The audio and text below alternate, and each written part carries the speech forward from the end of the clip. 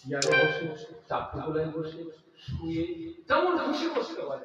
তবে দাঁড়ালে কি যাবে? যাবে না। কিন্তু হ্যাঁ, এই দাঁড়ানোকে কেন্দ্র করে আমরা মুসলমান আমাদের সমাজে দুটো তিনটে দল তৈরি করেছি। দুটো তিনটে দল তৈরি হয়েছে।